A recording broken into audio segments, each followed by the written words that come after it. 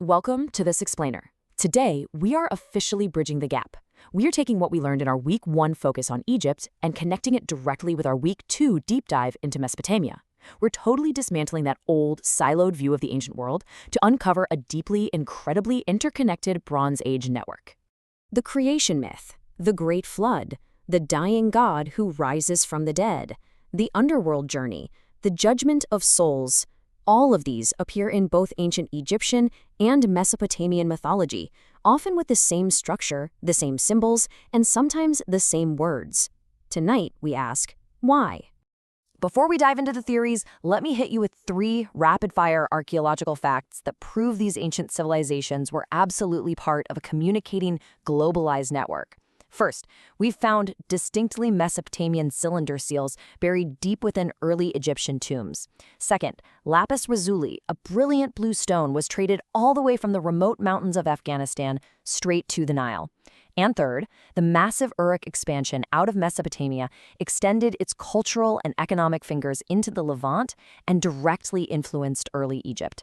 So here is our roadmap for making sense of all this. We're going to cover parallel tales of creation, fantastic beasts and symbols, the hard evidence of contact, world systems and trade, and finally, the ultimate debate, independent or borrowed. Let's jump right into Section 1, Parallel Tales of Creation, Echoes of Genesis in Egypt. Let's start with the most foundational stories of all, right? How the world began. Take a look at this table. The structural sequence of creation events perfectly mirrors between Egyptian cosmology and the Hebrew Genesis. Both start with a pre-creation condition that's basically a lifeless, chaotic, watery deep. Then, a divine breath or wind moves on those waters, that's Amon in the Egyptian tradition and Elohim in Genesis. This is followed immediately by the creation of supernatural light, and then the separation of waters to form dry ground. It's a remarkably precise, shared sequence. And the connections aren't just conceptual, they are literally linguistic. The Mesopotamian creation epic, the Enuma Elish, begins with primordial waters personified by the goddess Tiamat. Genesis 1 begins with the watery deep, using the Hebrew noun tahom. Scholars have highlighted that this etymological connection links Mesopotamian and Hebrew origin myths right at the starting line. They didn't just share a vague concept, they shared a literal root word for the watery chaos that started the universe. Now, these ancient myths weren't just abstract theology, they were the way humans explained their reality. Take the ancient Egyptian book of the Heavenly Cow, which contains the myth of the destruction of mankind. In it, the sun god Ra sends his daughter, acting as the bloodthirsty lioness Sekhmet, to destroy a rebellious humanity. To save us, Ra floods the fields with beer dyed red with ochre. Sekhmet drinks it, thinks it's blood, gets completely intoxicated, falls asleep, and wakes up as a benign goddess. It's a fantastic, honestly kind of funny example of humans using supernatural lore to account for the way things are, much like the Great Flood narratives we see all across Mesopotamia.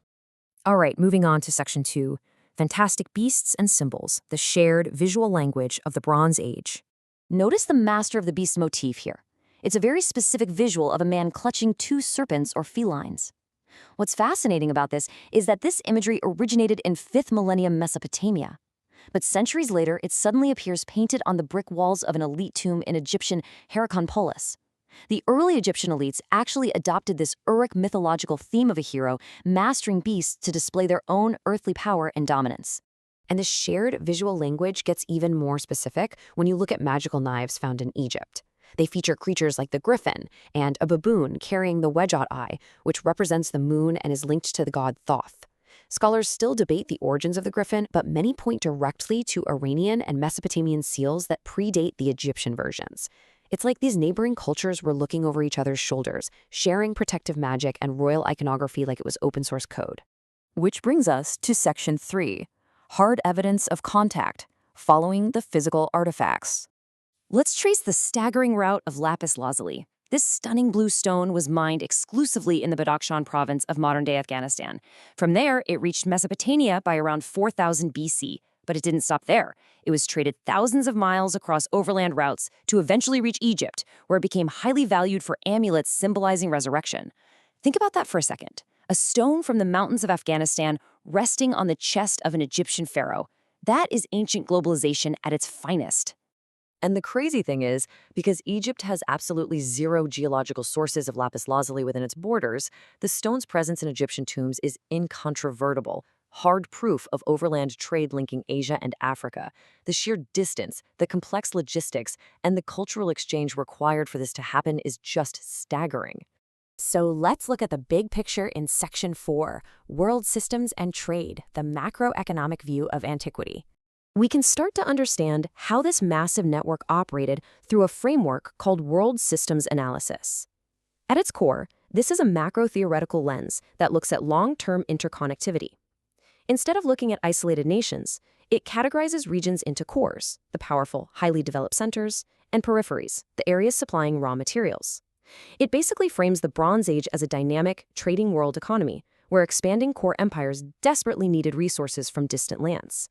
The prime example of this world system in action is the Auric expansion out of southern Mesopotamia. We see a really clear progression here. First, their influence reached the nearby plains. Then, the expansion hit the upper Euphrates, making those absolutely crucial early contacts with Egypt.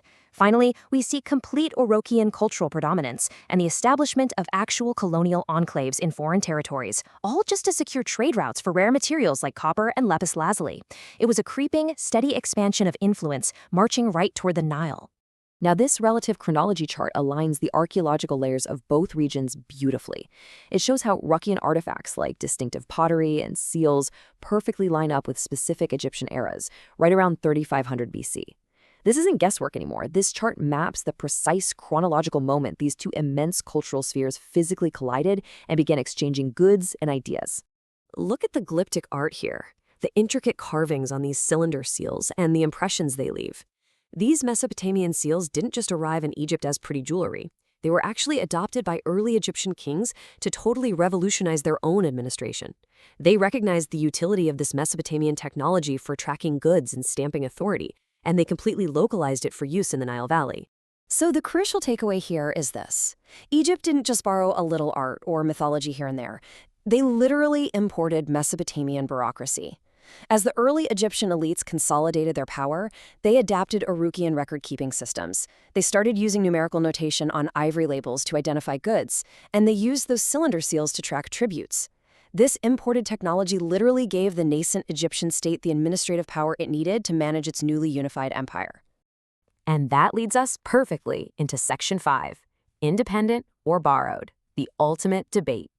This right here is the ultimate theoretical debate in archaeology. On one side, we have cultural diffusion, the idea that myths and stories physically traveled alongside those merchants carrying lapis lazuli and cylinder seals. On the other side, we have independent invention, the theory that humans naturally develop identical myths and symbols simply because we all share the same fundamental human psychology and we're all confronting the same natural forces. The evidence forces us to impartially weigh both these massive ancient trade networks against the deeply shared architecture of the human mind. And honestly, just when you think you have a handle on it all, the web gets even wider and way more mysterious. We know the Indus Valley people established settlements right inside Mesopotamian regions, and as we've established today, Egyptians had direct contact with those same Mesopotamians. Plus, the Indus Valley possessed highly advanced technology in lead and copper processing that everyone wanted. While we don't have concrete evidence explaining an exact, direct Indus to Egypt connection just yet, the mere presence of Indus traders in the very same hubs that Egypt traded with suggests the Bronze Age web is far, far vaster than we ever imagined. To really ground all this, let's look at a quote from archaeologist Luke Watron. All this results in the installation of colonial enclaves and outposts involving cultural changes in regions which were militarily powerless. It's a pretty stark reminder. This wasn't just a friendly, romantic exchange of poetry and art. These ancient trade routes were powerful engines of political and economic dominance that fundamentally altered the trajectory of all these ancient societies. So, I leave you with this. Do you think these myths spread from one civilization to another, or did they arise independently from shared human experiences? The answer might change how you view the foundations of civilization entirely. Thanks for joining me on this explainer.